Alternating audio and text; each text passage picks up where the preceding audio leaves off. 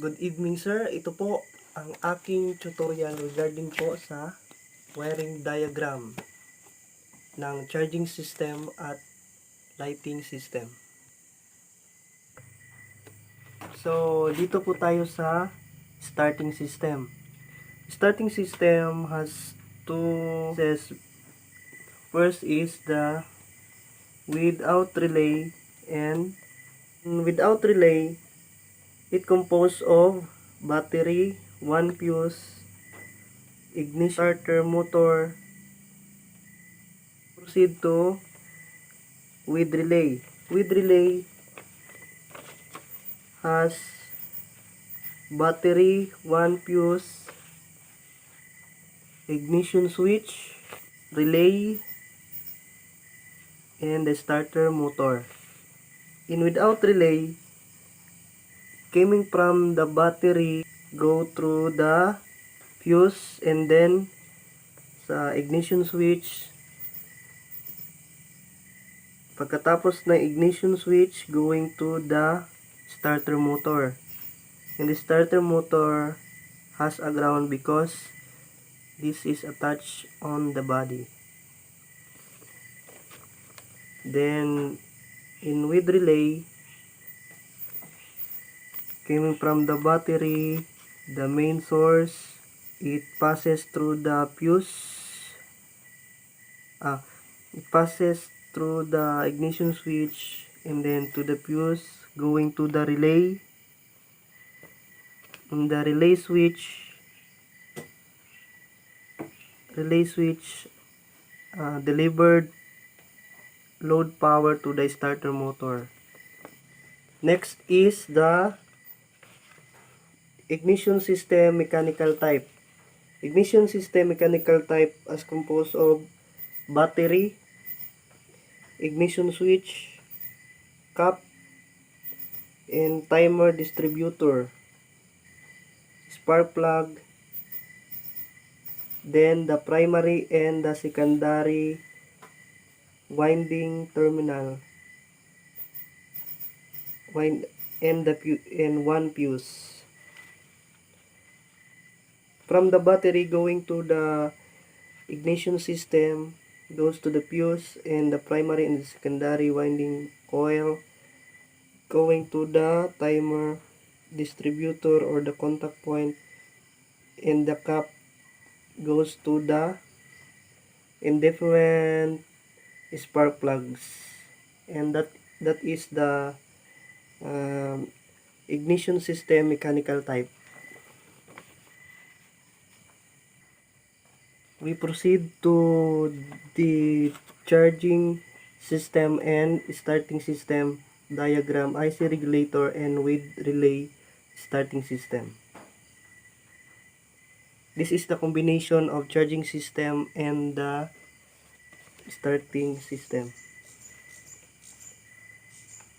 So this contains of two fuse, one battery, one ignition switch, one relay, alternator, starter motor, and the indicator lamp that is indicated on the dashboard.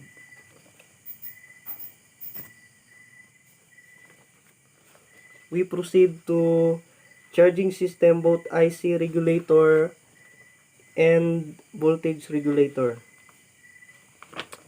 So voltage regulator has a battery, voltage regulator, ignition switch, alternator, charging lamp, 12 volts indicator, fuse, then the voltage regulator and resistor. Then in IC regulator has one battery, ignition switch, one fuse, charging lamp, 12 volts indicator, and alternator.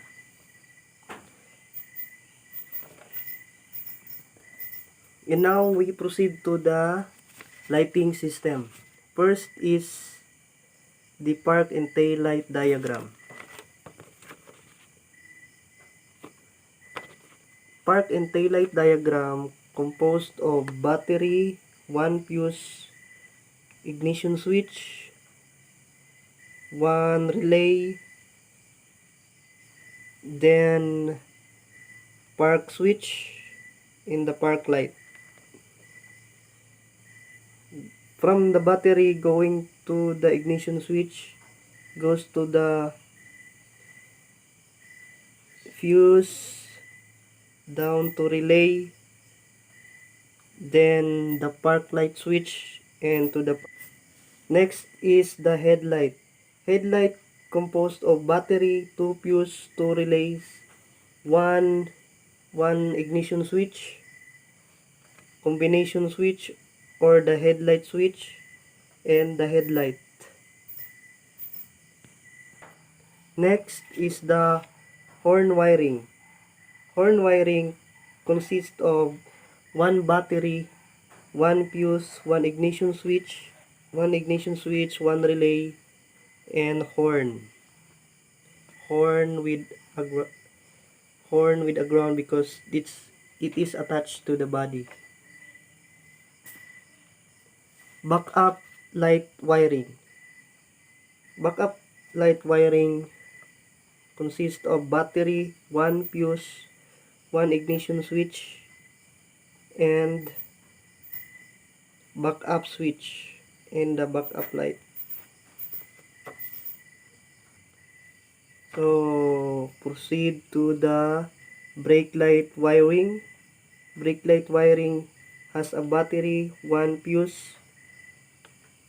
ignition switch,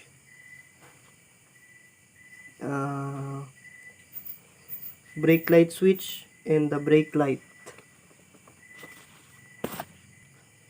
And then the last diagram is the hazard light and signal light. So hazard light and signal lights has composed of battery, one fuse, ignition switch, and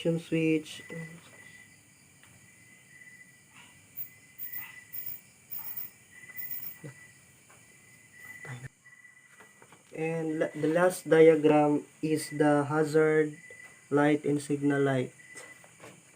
It consists of battery, one fuse, ignition switch, hazard and signal light switch, then the hazard and signal light switch. This is for the signal light and this is for the hazard light. The next scenario for headlight troubleshooting, if you switch on into high or low but only one bulb is functioning, the problem is there is a lost contact in the socket of either either right or left bulb of the headlight. So for this problem, take note that no other problem, either fuse, relay, battery, because the other side is functioning. Because ito lang po ay naglo-lose contact ang socket into the headlight. I-check lang po natin yung headlight socket kung properly attached po siya. Next troubleshooting is for the headlight. If you switch into high beam, there's no light, but when you switch onto low beam, there's a light. So the problem is in the fuse connected in high beam. That is defected. So the problem o ang problema po natin dito is yung fuse ng high beam.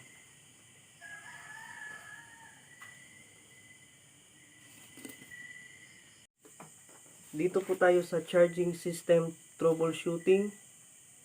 A scenario, when you switch to ignition 1, which is the alternator for charging.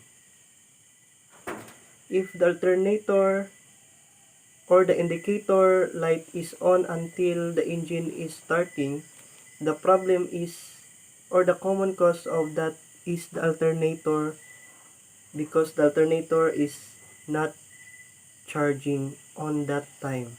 If the indicator light is still on if the engine is starting.